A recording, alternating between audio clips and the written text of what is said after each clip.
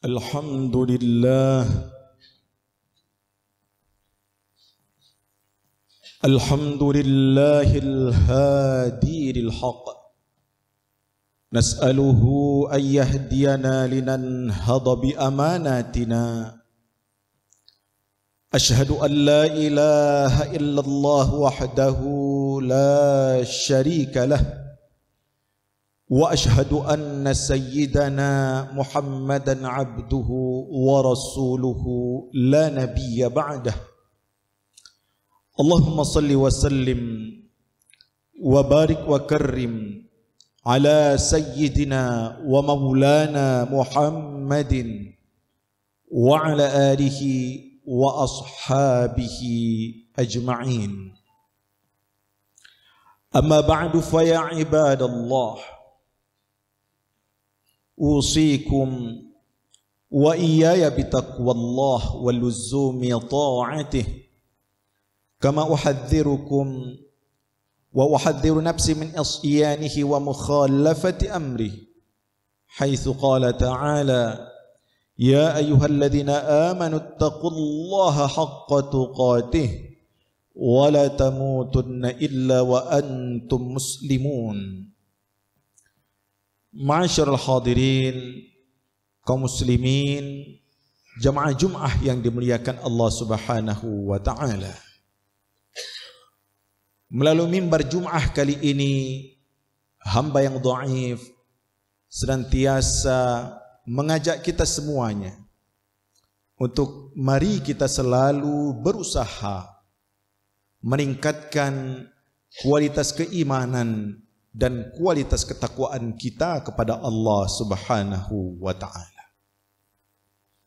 Karena kita faham bahwa tidak ada yang dapat menyelamatkan kita di dunia yang fana ini, terlebih lagi dalam kehidupan yang kekal abadi nanti, kecuali ketakwaan dan keimanan yang berkualitas di sisi Allah Subhanahu wa taala.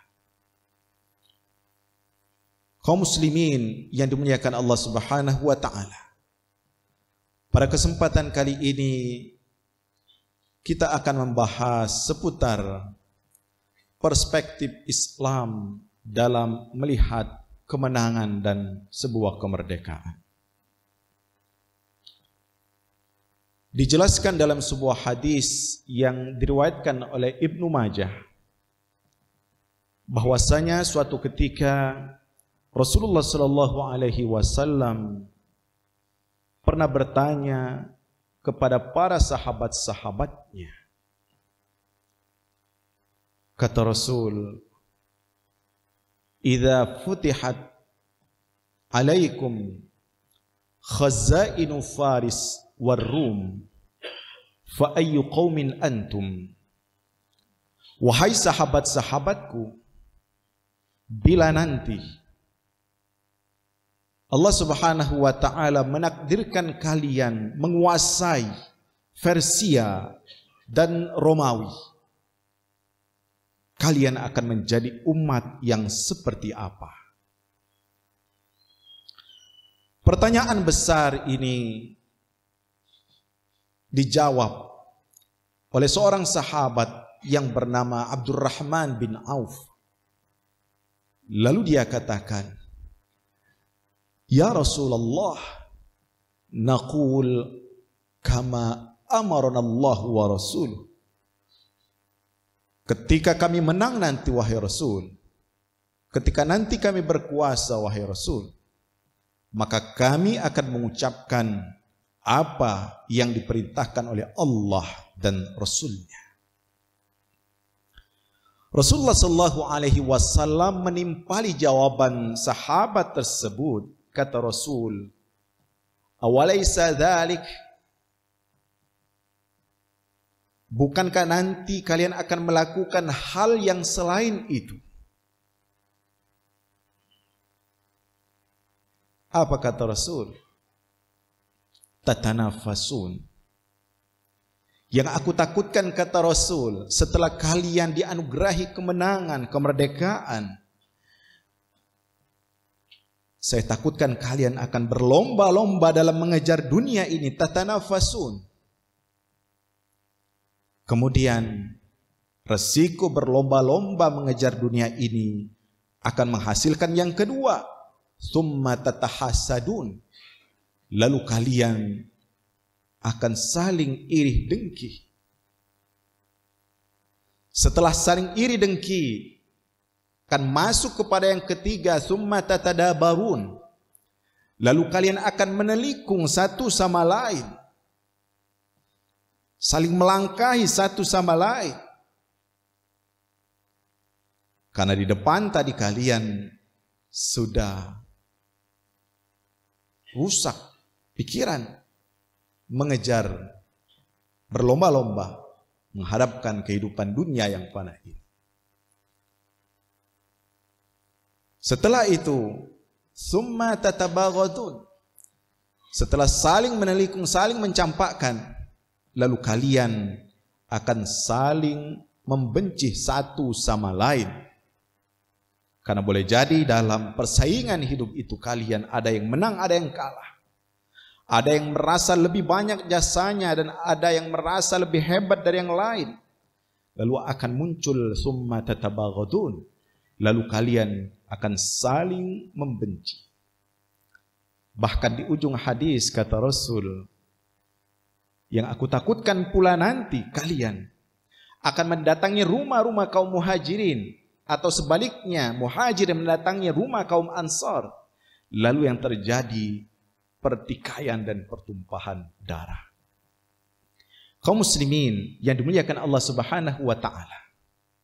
Hadis ini memberikan pesan yang sangat penting bagi kita, khususnya bangsa Indonesia yang saat ini tengah euforia dengan memperingati hari kemerdekaan.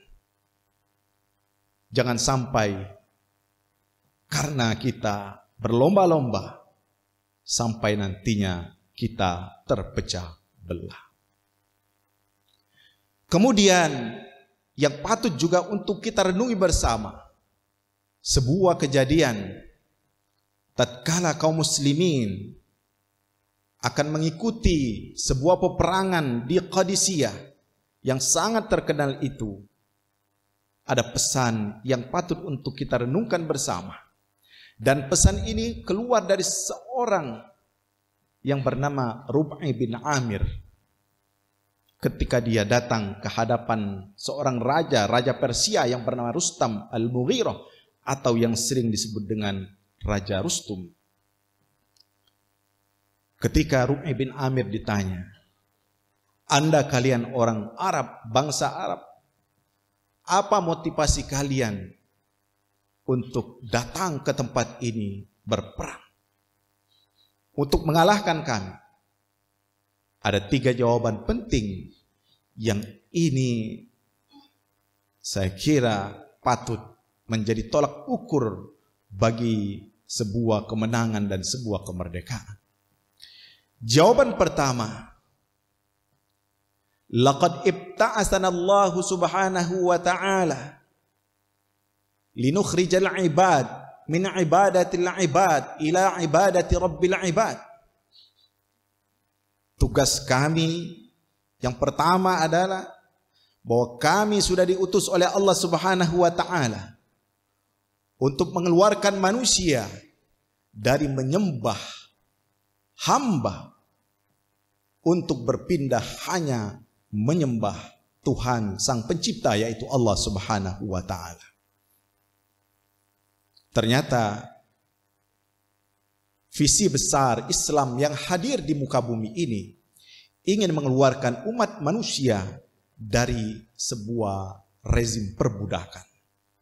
Dan perbudakan yang paling dahsyat itu ketika kita menyembah, berlutut kepada selain Allah Subhanahu wa ta'ala. Tugas besar kita bagaimana Tuhan yang kita sembah bukanlah manusia, bukanlah makhluk, apalagi hawa nafsu kita yang sering sekali kita abai. Bahkan kadang-kadang kita jadikan hawa nafsu posisinya sama dengan Tuhan yang kita sembah. Jawaban yang kedua, yang ini juga sangat penting. Min juril adyan ila adlil Islam. Kami diutus, Islam diutus untuk mengeluarkan umat manusia dari kezaliman agama-agama kepada keadilan Islam.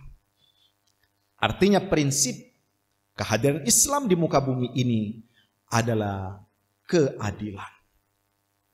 Dan keadilan itu sangat universal. Allah Subhanahu wa taala berlaku adil dengan semuanya, bahkan dengan orang-orang yang tidak menyembah Allah sama sekali. Maka pesan penting bagaimana kita menghidupkan keadilan di dalam pribadi kita, di dalam keluarga kita, di dalam masyarakat dan bangsa kita sesuai dengan tupoksi, tugas, dan tanggung jawab kita masing-masing. Selama kita belum bisa berlaku adil dengan siapa saja, apalagi dengan diri kita sendiri, maka sesungguhnya kita belum merdeka 100%. Yang ketiga, wa min dzikid dunya ila sa'atid dunya wal akhirah. Dan kami diutus untuk mengeluarkan manusia ini dari sempitnya hidup dunia ini menuju luasnya hidup dunia dan akhirat. Pesan penting di sini adalah Islam datang untuk melahirkan kebahagiaan dunia dan kebahagiaan akhirat. Dan paradigma Islam tentang kebahagiaan tersebut bukan hanya kebahagiaan semu. Karena dulu masyarakat menganggap seseorang luas dunianya bila dia memiliki harta yang berlimpah ruah. Bila memiliki segala sebab-sebab yang membuatnya bahagia secara fisik. Lalu Islam datang untuk menjelaskan ternyata keluasan hidup dunia ini tidak hanya diukur dari hal-hal yang bersifat materi, tetapi di balik itu juga ada kehidupan yang lebih kekal, abadi, yaitu kehidupan di akhirat.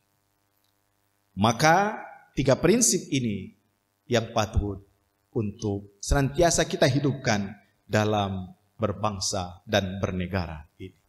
Bagaimana kita tunduk dan patuh kepada Tuhan Sang Pencipta kita, Allah Subhanahu wa taala. Bagaimana kita bisa berlaku adil.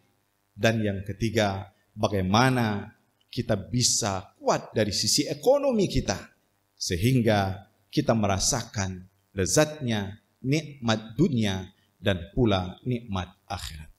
Kaum muslimin yang dimuliakan Allah Subhanahu wa taala. Bangsa kita bersyukur kepada Allah Subhanahu wa taala karena tidak semua orang bisa lepas dari penjajahan. Tetapi sebagai seorang muslim, kita harus lebih dalam lagi, lebih prinsip lagi untuk memperhatikan kemerdekaan dan kemenangan yang sesungguhnya. Semoga Allah Subhanahu wa taala menjadikan kita hamba-hambanya pemenang, hamba-hambanya yang merdeka, sehingga kita bisa berbagi dan menjadi orang-orang yang dapat membawa kebaikan bagi umat manusia. Semoga bermanfaat dan memberikan pencerahan bagi kita semuanya. Barakallahu li wa lakum fil Qur'anil azim wa nafa'ani wa iyyakum bima fihi minal ayati wa dzikril hakim wa taqabbala minni wa minkum tilawatahu innahu huwas samiul alim. Aqulu qawli hadza wa astaghfirullahal azim li wa lakum wa lis-sa'iril muslimin wal muslimat wal mu'minin wal mu'minat fastaghfiruhu innahu huwal ghafurur rahim.